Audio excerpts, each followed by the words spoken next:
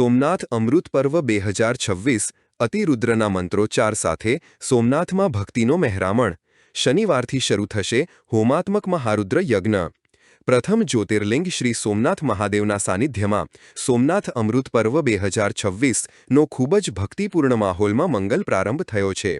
આ પર્વ નિમિત્તે સોમનાથ ટ્રસ્ટ દ્વારા વ્યાપક આયોજન કરવામાં આવ્યું છે, જેનાથી સમગ્ર પ્રભાસ ક્ષેત્ર શિવમય બન્યું છે।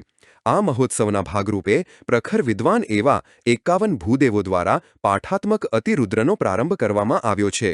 આ અનુષ્ઠાન સતત 5 દિવસ સુધી ચાલશે, જેમાં ભૂદેવો વૈદિક મંત્રોચ્ચાર દ્વારા મહાદેવની આરાધના કરશે।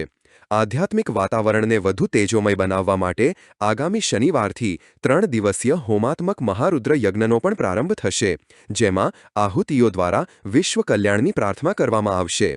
સોમનાથના આ ઐતિહાસિક અમૃત પર્વમાં સહભાગી થવા અને મહાદેવના દર્શન કરવા માટે ગુજરાત સહિત દેશના વિવિધ રાજ્યોમાંથી હજારોની સંખ્યામાં ભક્તો ઉમટી રહ્યા છે।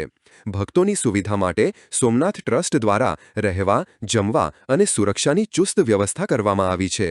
5 દિવસ સુધી ચાલનારા આ મહોત્સવમાં રાત્રિ દરમિયાન સાંસ્કૃતિક કાર્યક્રમોનું પણ આયોજન કરવામાં આવ્યું છે।